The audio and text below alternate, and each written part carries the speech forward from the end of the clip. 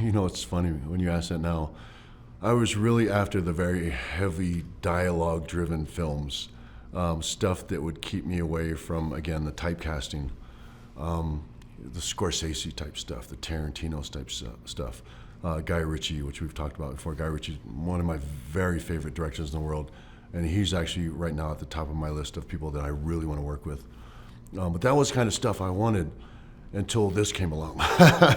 And it was really, it was a really cool thing because I think, Sam really wanted to feel me out about whether I'd be willing to take a character without dialogue.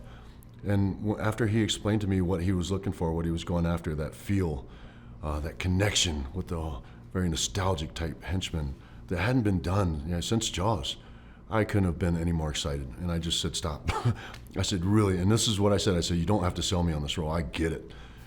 So when at the very tail end of our meeting, I said, just so we're very clear, I really want this part, man. I really want to be a part of this. And he said, that's great, because we really want you.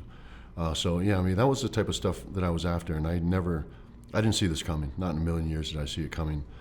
And if you had asked me, a couple years ago, if I'd take a role as a henchman, a henchman that didn't speak, I'd say, hell no, not in a million years. If you said, well, he's a James Bond henchman, I probably still would have said yes.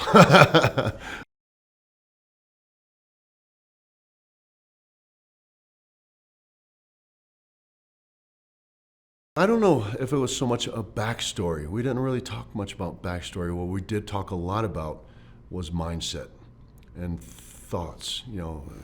Sam was real good at just planting a thought in my head that would let you in, on the mindset of this character through body language, through demeanor.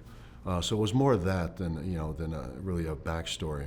But you're right. He does feel like a very nostalgic, classic henchman, but he's just done in a very modern, updated way. He's a combination of Jaws and Odd Job with a modern, very dark twist.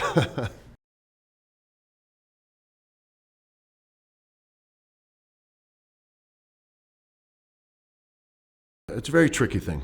It's weird. It's still a learning process for me.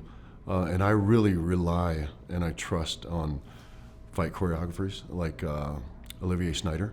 He was very instrumental in everything we did, because a lot of stuff that feels good to me just doesn't look good on film. And it's just like subtle things that you would never think of, like simple things like, when I'm fighting, I've trained in martial arts and boxing for years and years, and the first thing you always do is keep your hands up. It's very important. You keep your hands up. All the time you keep your hands up. Film, if you keep your hands up, especially my big old Mitch, you can't even see my face at all. Just completely. So the first thing you do is drop your hands. And he constantly had to tell me, drop your hands. And I was like, it feels wrong, but it looks great on film.